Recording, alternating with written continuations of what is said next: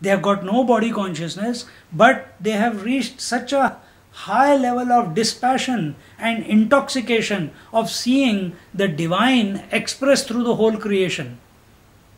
But they are still experiencing. They are still having a notion that Brahman is expressing through the entire creation. And they are continuously maintaining that state of experience. And for maintaining that state of experience, to see the consciousness expressed through the total creation, you have to go beyond the body. And therefore they are called avdhutas. But a true realized person is not even aware of that. He is not aware of that the self is expressing throughout the total creation. He is like Ramana Maharishi, continuously absorbed in the self.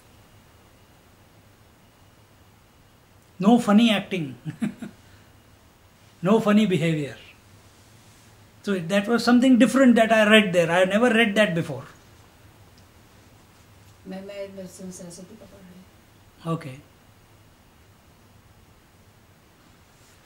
So Narasimha Saraswati was born at Lad Karanza. That's where he was born. And Shripad Srivallabh, the previous incarnation, was born in Pithikapuram in Andhra Pradesh. And from after 16 years of age, he went away, and for 300 years or 400 years he was in the jungles meditating in his subtle form. And then he came as Narasimha Saraswati. And after Narasimha Saraswati, he came as Akkalkot Maharaj in Ganagapur.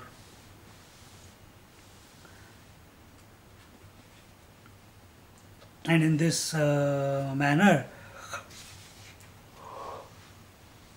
firstly, all that is seen is false and I alone am the self. Secondly, nothing exists beside the self. Now, this we are saying, nothing exists beside the self. We are saying that. Who are the seekers? But the person who is realized, he doesn't say that. He is continuously as the self, in the self, he is living as. And Sarvam Khalvidam Brahma, everything is verily Brahman. And thus, when this is declared, what is meant that other than the self, nothing can ever exist. A wave comes to realize that it has given up its birth and death, the two parameters in which beginning and end it has given up, the form it has given up. It has recognized I am the water. And then as it is looking out in the whole world of the water, it is saying, oh, all the waves are nothing but water. Oh, wow, what a wonderful experience. This is Avdhuta experience. But here he says, Sarvam Khalvidam Brahma, means the water has come, the wave has come to know that it is water, nothing to do with I am the ocean. It has come to know I am the water. It has also come to know that this water alone is, initial stages was that this water alone is expressing through as Ishvara and as the Jiva and the matter. Now, what is the point of thinking about Jiva, Ishvara and the world? No point. Then I alone am, that's it. As long as I say consciousness is expressing through Jiva, through Ishvara and through the world, still it is an objective experience. It's a vikalpa that I am imagining that there is some great power called Brahman and it is expressing through a great power called Ishvara and through me and through the whole world. But what is the secret? I have not understood yet. But when it is taken subjectively, then it is, this statement will not come. Then it will come, I alone am expressing through everything. Even that will also go away. As Krishna said, neither I am expressing through anything, nor anything is expressing through me. I alone am. That's it. And that statement is only for the scriptural cases. Nobody says that. But who is to say what a Mahatma can say and cannot say? He can declare anything in the height of his realization, whatever may come out of his mouth. That is the final word, that is the truth.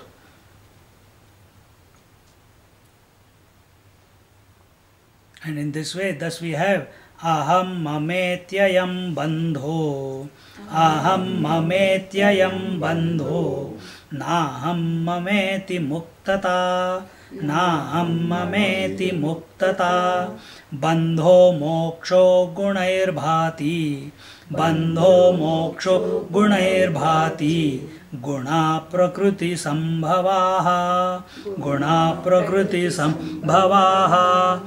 I and my is the bondage. To be devoid of the sense of I-ness and my-ness is liberation. Bondage and liberation are due to the gunas, and the gunas are born of prakriti. Gunas, the gunas are sattva, rajas, tamas. Prakriti, when it is stable, it is not fluctuating, then these gunas are unexpressed.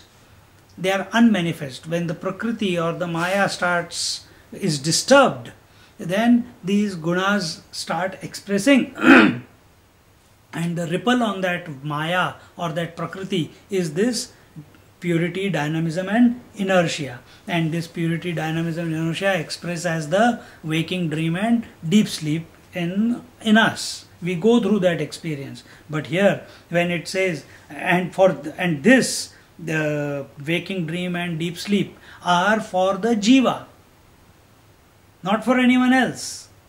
It's for you, for me.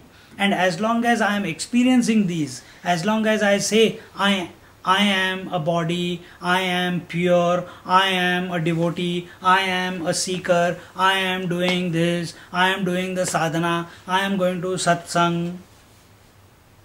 These are my scriptures, these are my videos, these are my talks. As long as I and my we are established in, we are far, far, far away from the truth. Both of these, when the I by itself cannot remain. If we have seen in Patanjali Yoga Sutra that if the consciousness does not become aware of itself, immediately it gets attached to the mind again, isn't it? After chitta vritti nirodha, if that all the thoughts cessation has come about, that witnessing consciousness which is left, if it doesn't become conscious of itself, tada drashtuhu swarupe avasthanam, then what happens if it doesn't do that? Immediately it gets attached to the mind again. And what is the first experience of it getting attached to the mind? I am. Second, whatever, that I am the body. Because the first attention goes to the body, or it is the body. First is I am, then it is I am the body, and then whatever. The whole, from these two, all the other subsequent thoughts come about. And this way, aham mametyayam bandho, naham mameti muktata, bandho moksho gunair bhati, guna prakriti sambhavaha. We have to give up this I-ness and my-ness. My-ness is account of all the possessions and desires that we sustain within our bosom. My-ness is only for everything that you have come to possess. My house, my mother, my daughter, my wife, my body, my mind, my concepts, my ideas. But all these my are for the I. That I is one, and because of this I, the my is coming. When I is not able to interact with anything else in the prakriti, this minus goes away. The moment the last my drops, what will happen? I will also drop, isn't it? Then I will, as long as you are saying I am, still there is someone, some fellow is there. So these both have to drop. In very technical terms it is said aham vritti and idam vritti. This is called viveka khyati. This is called viveka khyati.